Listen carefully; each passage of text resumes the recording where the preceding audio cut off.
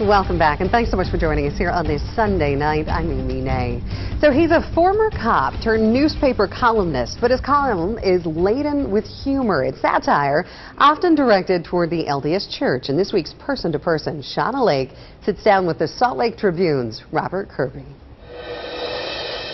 Robert Kirby is known for his writing of satire that often involves Mormons and religion, but that's not all that's behind this man and his pen.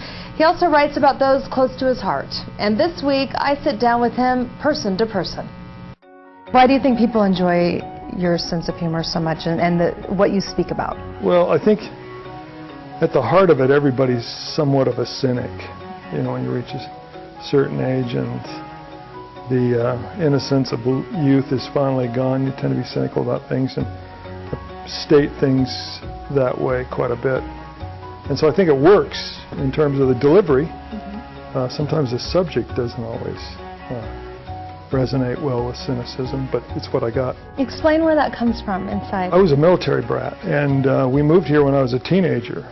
So I was taken right out of end of my junior year, and we relocated to Utah. And we'd lived prior to that all over the world, and my parents are very staunch LDS, and they're from this area, so I had an LDS upbringing, Utah Mormon upbringing, but I got it in faraway places. And so when this opportunity came from my father to get orders for Fort Douglas, he took it thinking, oh yeah, we're going back to Zion where everything will be great. And we got here and I hated it. It took me a long time to get over that. Utah can be a huge culture shock even for Mormons. You started as a journalist, but you certainly didn't start as a named columnist that everybody knows and recognizes at the store. There was no intention of going out to be a humorist from the very beginning, and that occurred entirely by accident when I wrote this column one day for the editorial page in the newspaper I was working for, titled 5 Kinds of Mormons. And I explained all the ways how to recognize the various types of Mormons. And everyone related to it. Yeah, and I still see, that was 20-something years ago, and I still see that column stuck to refrigerators. The editor didn't particularly care for it, but when the responses came flooding in that people wanted more of this, I realized maybe there's something to this. Maybe the stuff that used to get me into trouble can actually be parlayed into a career. I want to know the personal part, your wife, your children, your girls, your family. I've been married for 38 years to the same woman. I have 3 daughters, 8 and a third grandchildren. I did not know that I would enjoy being a grandfather as much as I do. I mean, I did not see that coming. You hear people talk about it, being a grandparent is the greatest, and it is. You just teach your grandchildren you share a common enemy, and they're your friends for life. And grandchildren are a great way to get even. You write in your column all the time about your wife, and you write about different things, but you never really write about going to church with her. You write so much about the Mormon aspect of your life, but you never really write about her and going to church with her and that experience. You're trying to get me into trouble, aren't you? A little bit.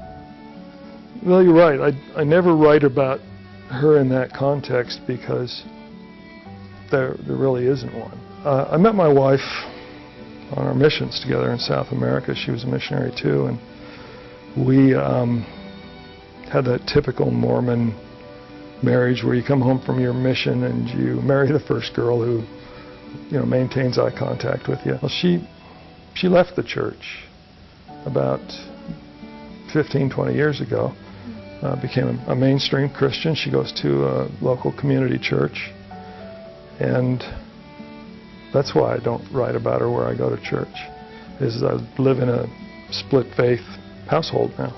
Has that been hard for you?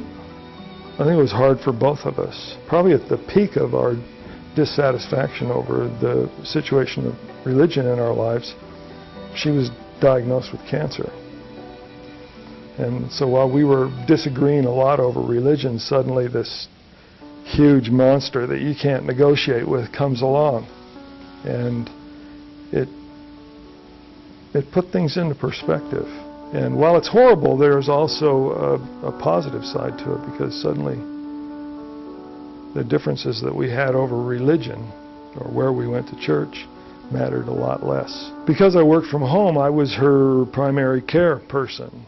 She lived in bed for months during the chemo and the radiation, and it was like